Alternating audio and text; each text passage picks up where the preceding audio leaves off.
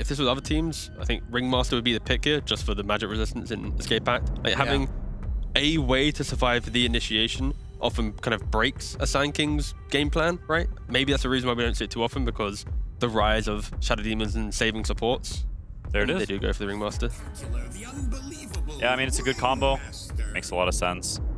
Enchantress is a Y classic. I think it's not a hero that every team is prioritizing. Some people like it, some people don't, but Y historically likes this hero quite a bit. He liked it last year on Tidebound, so I think it suits him very well, and it's also a hero that does not threaten by Sand King in any way. She doesn't care about the slow damage in the least, and she's also one of the faster supports, so she can potentially threaten those ancient stacks and, you know, stop Sand King's economy. Even just taking one creep from the hard camp every now and again when they stacked it is really annoying. I believe, if memory serves me well, Y plays more utility aura style of Enchantress, where he just wants to be a bit more of like a vision enabler. He'll walk up the high grounds, and XG, they do go for the Juggernaut, as mentioned.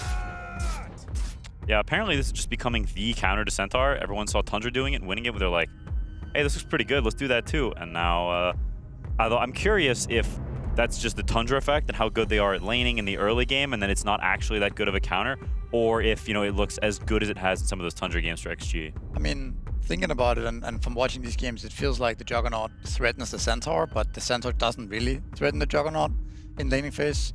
So I think that's one aspect, and then of course you can just chop him down with the Omni Slash later on as well.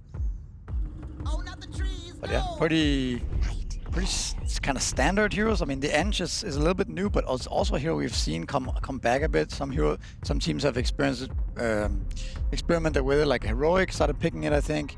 Maybe Na'Vi as well. But yeah, this 18 pick is pretty important for Tidebound here. Holy cow. Ooh. Right. Oh my gosh. Void. Very low damage draft right now for Tidebound. It is. Like, who's gonna kill people here? Nobody. They the definitely... mid hero.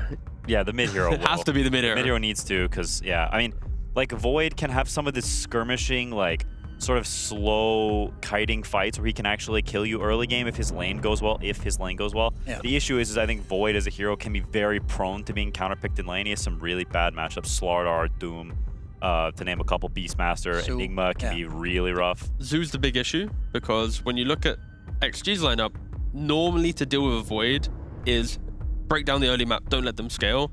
I don't see XG actually being able to do that. Like, they have pick-off potential. We have the Epicenter, the Mortimer Kisses, a Fiend's Grip, but outside of that, you're still waiting for Jug to get a Battle Fury and an Ags. Like, he's not breaking everything, right? Unless there's another hero to mix, but again, Zoo from XG does bring that, but I think Tidebound, they might be able to get away with the Void.